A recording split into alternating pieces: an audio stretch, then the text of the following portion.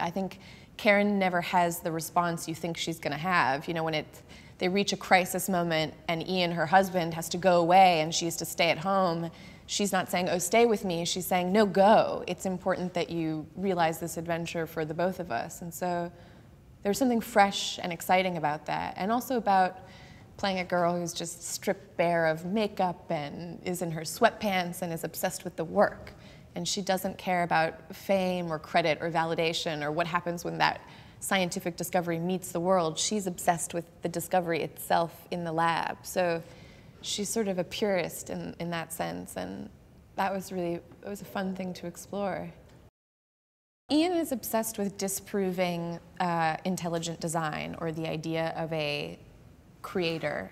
And he wants to do that by looking at the human eye, which has always been thought of being irreducibly complex. Like, no one can explain how the eye evolved into this sort of miraculous human eye. There are these like stages of evolution that are missing.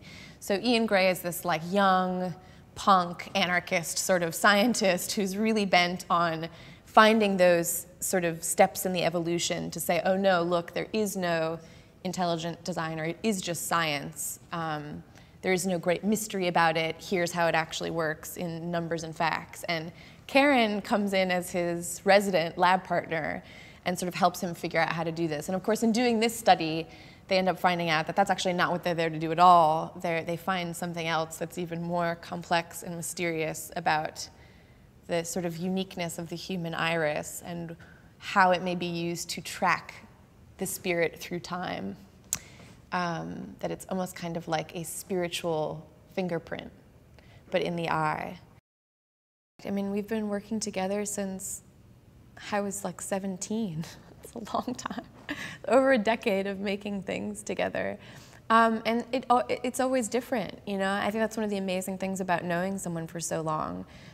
You get a sort of, you develop a really safe and comfortable space in which you feel free to pitch each other ideas and run weird directions with them. And what's amazing is that whatever sticks is just the best idea.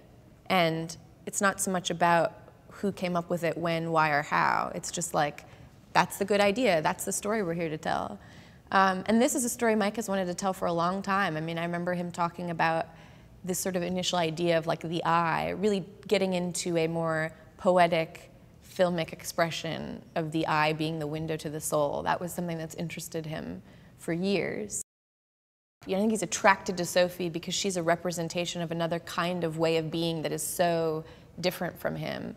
And I think Karen is somewhere in between the two, and that's why it's an interesting love triangle. It's like Ian's the skeptic, Sophie's the wild romantic. They're both missing something, and Karen kind of has a little bit of both. You know, she's hard-headed and practical and believes in science and numbers, but she's willing to think, well, wait a second, if we're seeing duplicates in these iris scans, does that mean something? Does that mean something crazy? Because every idea before it is proven is a far-out, totally nuts idea to the mainstream. I mean, the world being round instead of flat, you know, seems insane. Or, and so I think Karen's more willing to like really throw herself in the direction of something totally unbelievable and then believe that maybe she could find proof for it. I was really excited when Mike said that Michael was interested. I was like, amazing.